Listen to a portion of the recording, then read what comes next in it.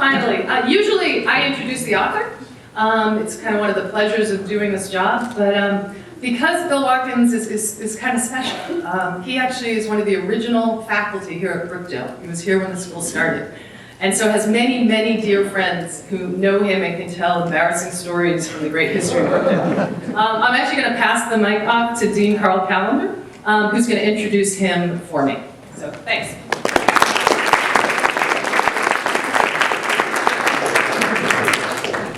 Thank you, Suzanne. Suzanne has done such an incredible job building up the Visiting Writers Program. To see it tonight, it seems like every writer who comes fills the room, and we bring wonderful writers in. So, Suzanne, thank you very much. We also have to give thank you to my friend Jack Ryan, who does the really hard work of bringing people here. He's been producing all of this. So, Jack, thank you too. I came to Brookdale in 1970, 45 years ago. Bill came 1 year before, and when we came here, there were just 2 barns, and we didn't have any offices, so Bill wasn't my office mate quite then. But I came here for the best of all reasons. I needed a job. But I was immediately delighted by this person dressed in hippie clothing with long yellow hair. He quickly became one of my best friends ever. He came to my marriage in 1973. I was married at 11 in the morning in a top hat. When my mother-in-law, my soon-to-be mother-in-law, saw Bill's outfit, I thought she would have a heart attack. But of course, he charmed her. One of the pleasures of being Bill's roommate is, for years, I would come in the morning and there'd be a poem on my desk to cheer me up and get me off, and the poems were always wonderful. Sometimes they were about athletics, and particularly about his sons and their athletic endeavors. Some of them rather sad, because one of his sons was here. Chad was an incredible wrestler and got hurt. Bill wrote a few poems about that. He wrote poems about science fiction, and of course he wrote poems about his high school sweetheart and wife and mother of his 3 children, Sandy. Must have been numerous Sandy poems. His novels are extraordinary. They don't fit into any category. Some of them are pretty much straight science fiction. Other ones you just can't put a label on. He has one called Suburban Wilderness, about all the animals in a lot across from a shut-in's house. My favorite is the Psychic Diet book. The Psychic Diet book, I think, was the only one Bill self-published, and he got little stickers, and he put them all the way up the parkway in all the places where you put the tolls in, and it said, "Still fat? Try the Psychic Diet book." So to live with Bill in an office was just absolutely a delight. One of the things he's best known for here are memos that he called the curmudgeons memos. And anytime there was silliness at Brookdale, which was almost always, Bill would have one of these memos out. I think my favorite was when one of our administrators, who was a little dim-witted, had decided, because there weren't as many cars in the parking lot last week at Larison Hall, that teachers must not be meeting their last class. What he didn't realize was writing teachers meet with students in their office the last week, and so there's never going to be as many. So he sent out a memo to the entire faculty saying that he expected them to meet their last class, and if they finished all the work, run an educational game. So Bill wrote his curmudgeon memo about an intellectual game, and he based it on a story called The Most Dangerous Game, where a famous hunter comes to an island where another famous hunter sends him out into the wilds and tries to hunt him down. Only Bill's most dangerous game was we would take the 3 administrators who'd written the stupidest memos that year, and we would send them out into the woods here by the reservoir, and we would arm students with rifles and give them half an hour and send them out. But he said, because administrators are generally dim-witted and slow, the students were all drugged before they were given the rifles to be sent out. Anyway, you could imagine getting these things about once every 3 weeks. They're some of the most wonderful writing I've seen. And I think you're going to love Bill's reading, and you're also going to love the Q&A, because Bill is the absolute king of questions and answers. Bill Watkins.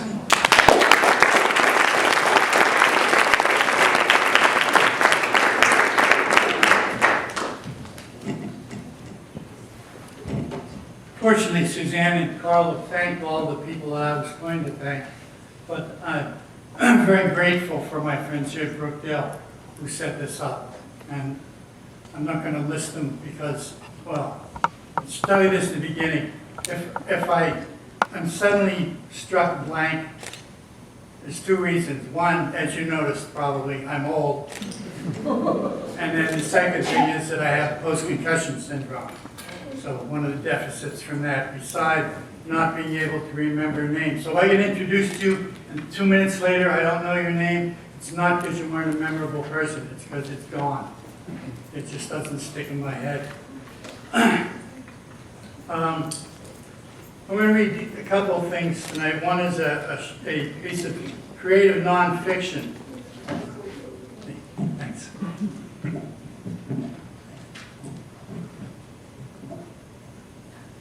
And creative nonfiction is one of the new genres. The idea of categories of literature seems to have broken down a great deal. When there used to be poetry was poetry, and prose was prose, and fiction was fiction, and nonfiction was nonfiction. And now the lines blur all the time. It's very hard to put somebody in one category. I probably don't fit in any categories. I wrote just about everything. I was mad with greed and the lust for fame. So anything that I thought would sell or anybody would publish, I wrote it. So I have lots of stuff from lots of different genres. You may be familiar with this already, but it's part of the teacher in me that has to explain things, just in case there's one person in the whole audience who doesn't know what it is I'm talking about. It's bad enough I don't know what I'm talking about. Other people don't know, it gets really confusing. Plato's Mountain is really it. There isn't any such thing as Plato's Mountain. Plato was a Greek philosopher. His stock and trade was the idea of the ideal world. That the physical world is a distorted reflection of a true and perfect reality. So that everything, this lectern is a distorted version of the perfect lectern that exists outside of space and time. Every once in a while, all of us have a moment where we come close to being able to clearly see that ideal. And I like to think of it as the honeyed moment. It's when all of a sudden everything makes sense.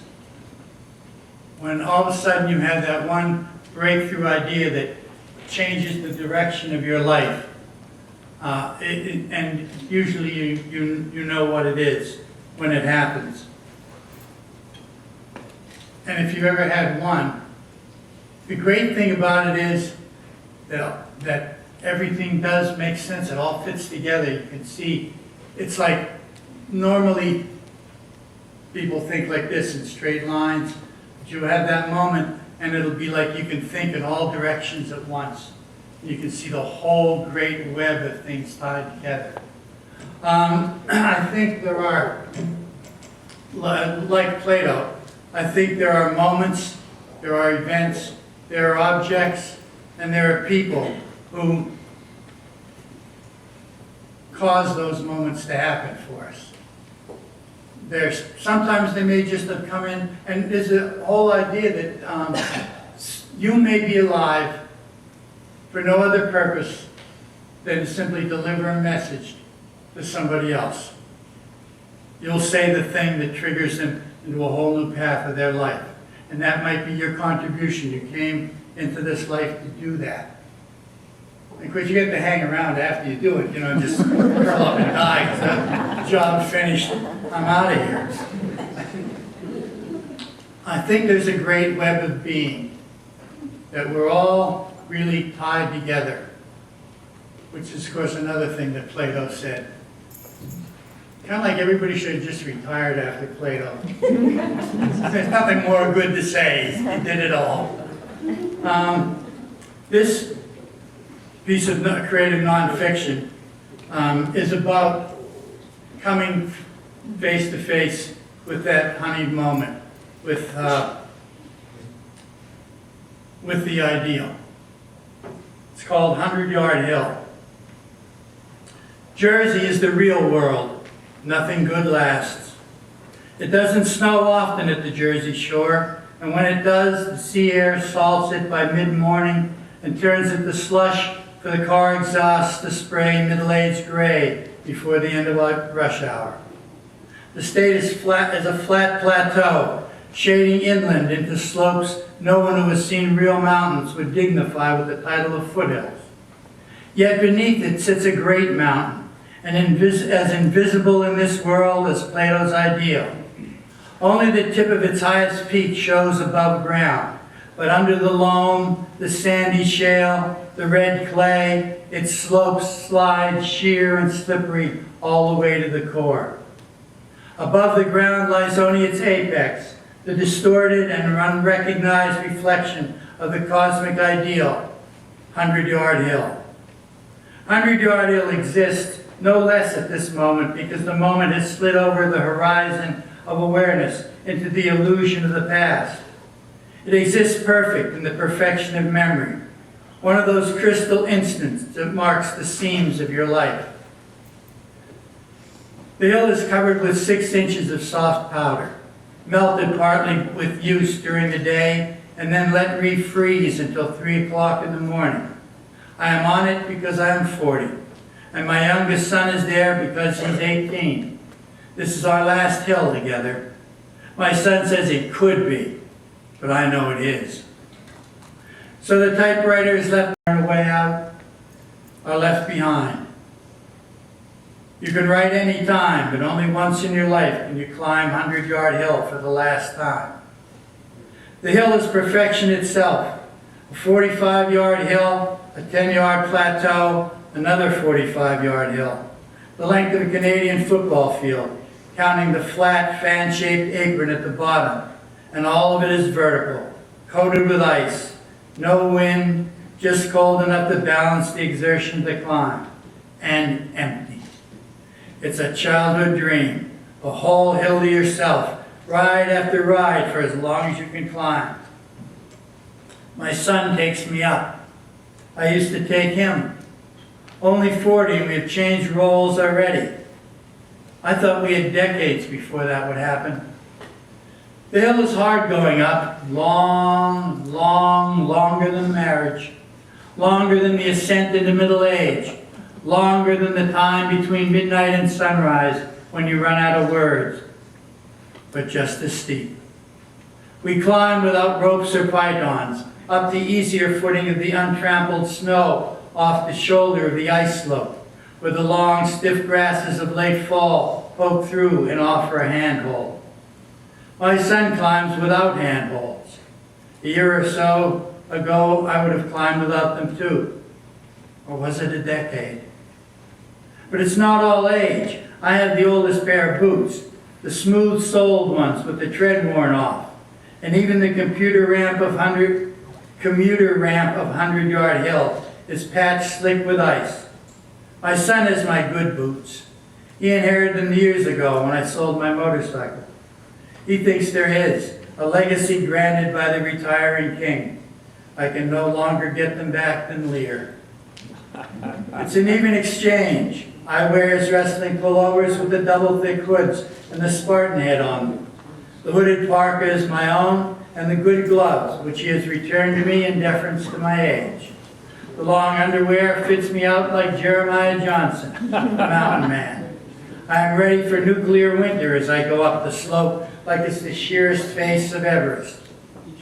The hill is slick, where the daytime climbers walked it into water and the night turned it back to ice. And I have to go up the last 20 yards like a baby, wondering how many times my knee will come up past my face before all the muscles in my thighs snap completely. It's not just age and ineptitude. The boots won't grab, but then they never do. All the way up, I have looked at the ground just ahead of me, the next handhold and the next. When I was young, Satchel Paige, A baseball pitcher who was pitching when he was 50 years old said, "Never look back. Something might be gaining on you." So I don't. And I don't look too far ahead either. The years have taught me all journeys in life are best made one step at a time. You can be sure of achieving that much. Diminishing returns engender diminishing goals. I can't remember when I climbed like my son, looking always at the highest point, not the top of the hill, but the very top of the big tower beyond the fence, the one the Army uses to spot satellites or submarines or the first wisps of smoke from Armageddon. Some passage into adolescence took him up the girders of that towering Eiffel, hundreds of feet above the ground, with no father to catch him if he fell. The MPs came and stopped him partway up, but he climbed high enough to see the rim of the world. I can't even remember what it's like to climb so hard only men with guns can stop you.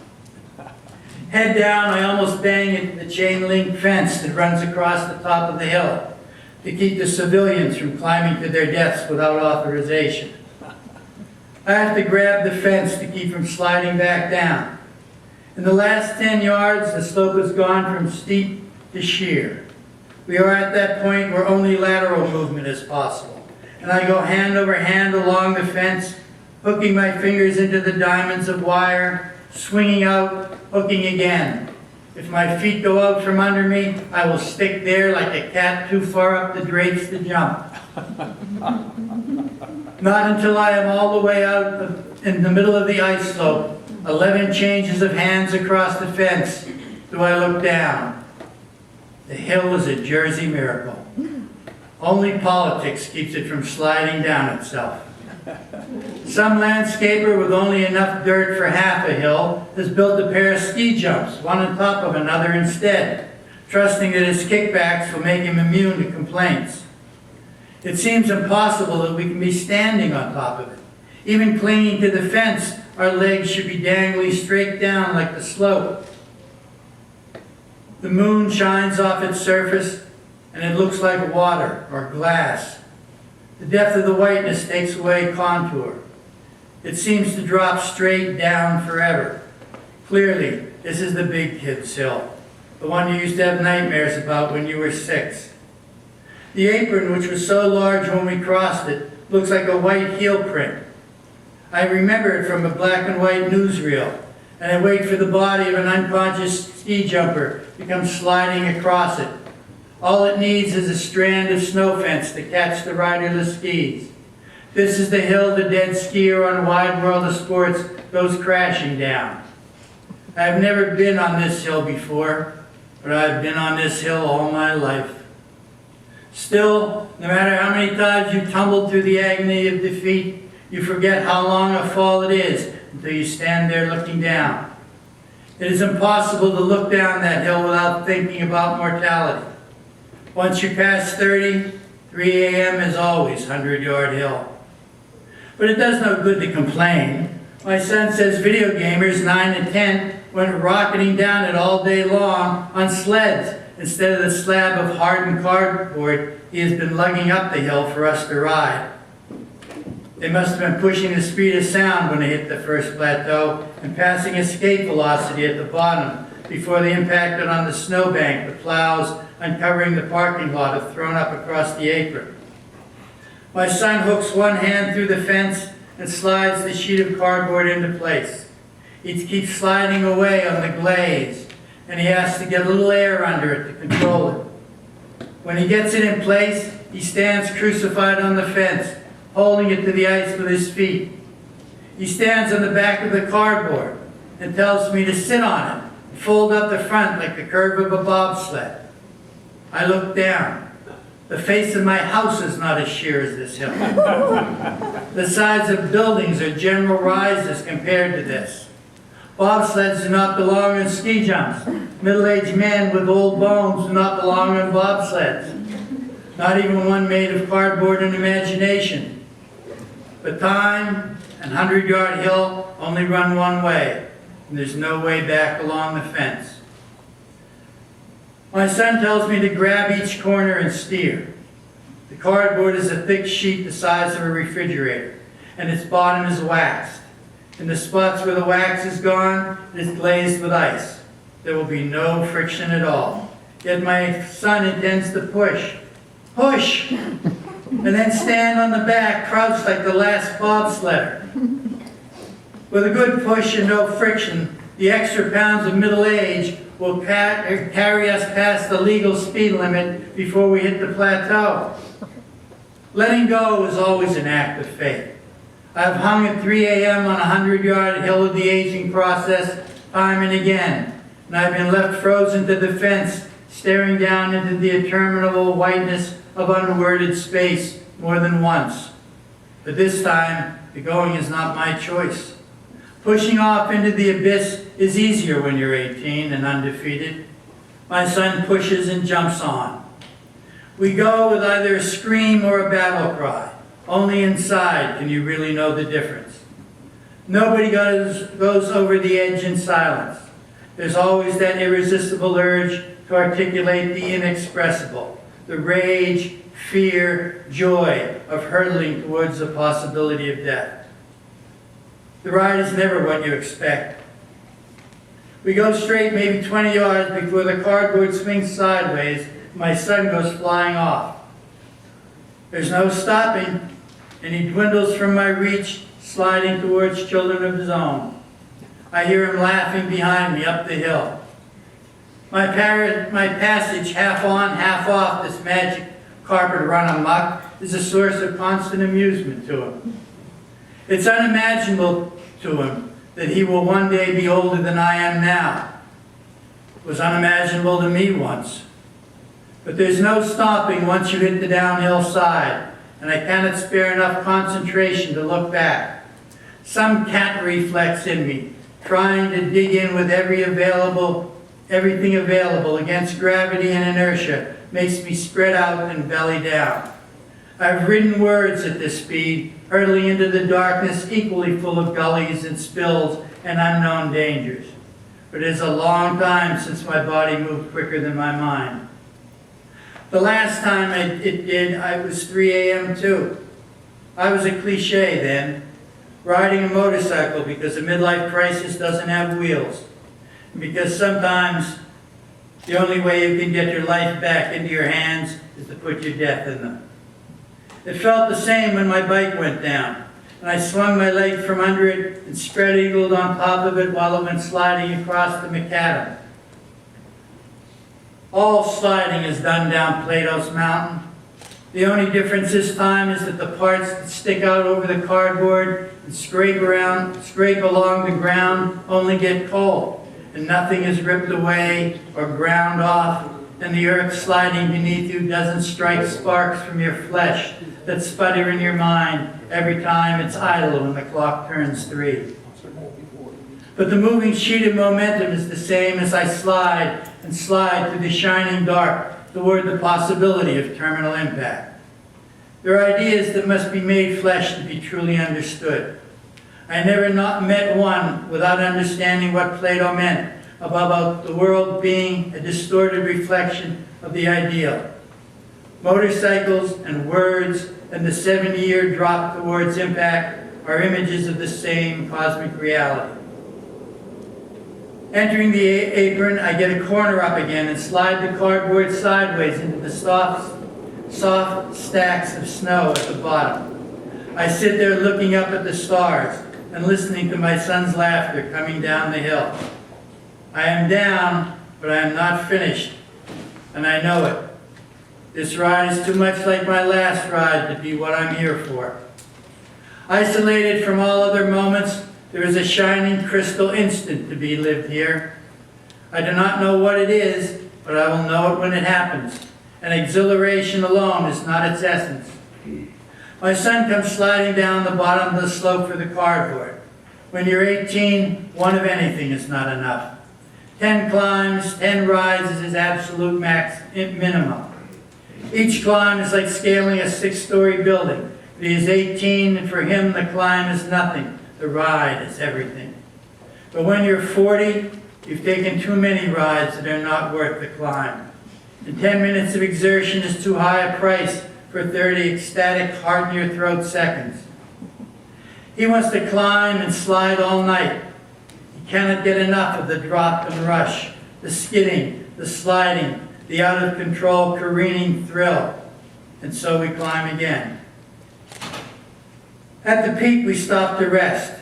Hands hooked into the fence behind us, we sit on the ice and look out at the rim of the world. At the horizon, where the dark sea comes and goes in cycles, and waves roll, build, and break, I can see the outline of the Senior Citizens Tower through the deep purple mistiness. There are a couple dozen streetlights down near the highway, and somewhere off to the south toward the yuppie high-rises, a scatter of floodlights from the auto dealership and the mall keep off the things that prowl the world at 3 a.m. The snow makes all the intervening distance seem shorter and lights everything with the glow of the lost ideal that always shimmers in from just outside the frame of a romantic painting. The night is still and quiet. No cars move on the highway. There are no sounds. The air is thin and still and bright, and everything rushes towards the crystal instant. We sit like children, looking out at the rim of the world, until the illusion of New Jersey falls aside and the slopes of Plato's mountain slide sheer and slippery all the way to the core. And although it will never be articulated between us, I know my son can see it too.